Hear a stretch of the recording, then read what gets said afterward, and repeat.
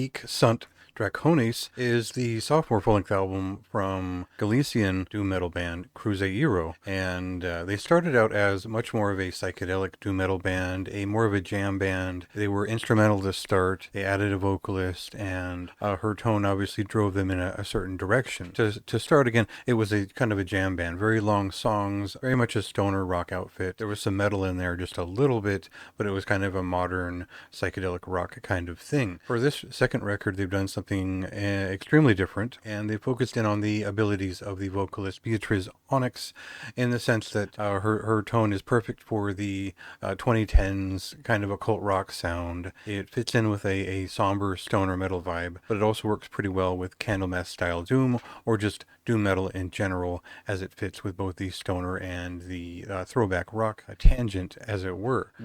Think of like the most recent releases from Witch Mountain, and you're pretty close to where you want to be with what this sound is. We'll get a clip of it out of the way here right now, and then I'll talk about what this record is, why it is so different than the previous record, and why I think this is a big step forward for this group in general in terms of my own taste.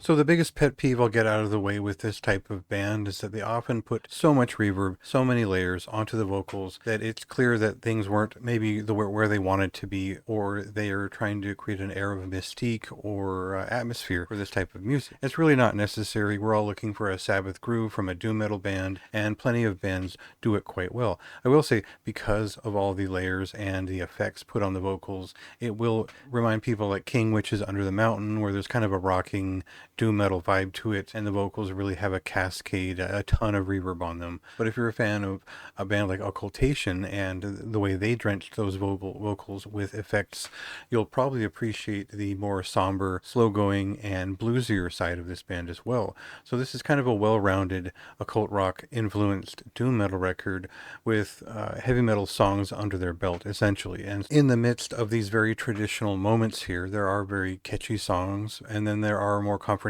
pieces, which stretch out into maybe a little bit of a growl to the vocals, a little bit of a challenge and some dissonance to the movement. But otherwise, this is a very competent band who have put together really thoughtful and well-arranged pieces, which are very much in strong contrast to the jammed feeling of their debut. So it's a huge change. It's not just one or two small things they've tweaked, but this is a full change to the way they arrange and write songs and put the vocalist up front. Something very different from this band, and something that is much more valuable to me as a repeatable experience. It was one of the stronger doom metal records that I hit this month that wasn't sludge related, and I think it was just a strong showing in general. So check that out for yourself, see what you think, and go ahead and read my review if you'd like more of my thoughts.